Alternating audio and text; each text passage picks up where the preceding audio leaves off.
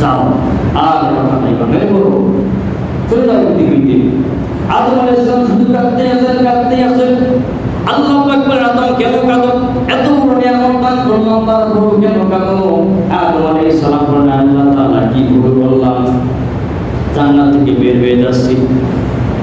আল্লাহ বলেন, আদম শুনে রাখো, তোমার সন্তান যখন গুনাহ করবে আর শেষেতে উঠে গুনগুন করে কাঁদতে থাকবে, আমার আরশের চতুর্দিকে একদল ফেরেশতা রয়েছে, দিন-রাত 24 ঘন্টা আমার আরশের চতুর্দিকে ঘুরে আর আমার তাসবিহ পাঠ করে, সুবহান কুদ্দুসুন রব্বুনা রব্বুল মালাইকাতি ওয়ার রূহ, সুবহানাল্লাহ বলে এই বলে আমার তাসবিহ পাঠ করে।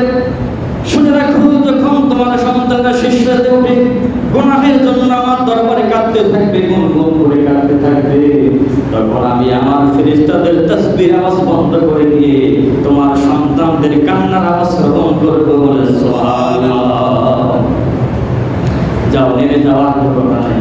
আদম আলাইহিস সালামকে নামিয়ে দেওয়া হলো শ্রীলঙ্কার সিংহলে, মাহবুবকে নামিয়ে দিলেন সৌদি আরবের জেদ্দায়। মহিলা মানুষ বেশি হাঁটতে পারবে না, কাছাকাছি রাখা হয়। ইবলিসকে নামিয়ে দেওয়া হলো হিন্দুস্তান কিন্তু আমাদের পার্শ্ববর্তী রাষ্ট্র হিন্দুস্তান। এই জন্য দেখবেন ইবলিসের আচরণটা হিন্দুস্তানে বেশি। দেখবেন এতে গরুর গোবর খাচ্ছে, গরুর মূত্র খাচ্ছে, দেখেন না কত বড় ইবলিসের আচরণের করছে।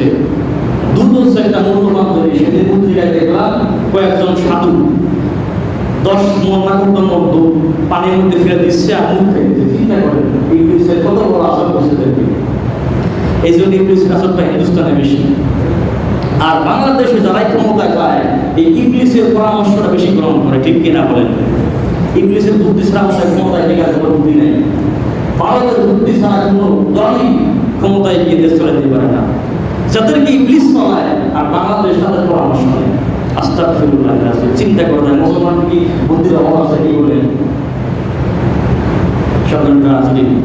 ময়ূরকে নামিয়ে দেওয়া হলো ইরানের ইস্পাহানে, আর সাপকে নামিয়ে দেওয়া হয় ইরাকে।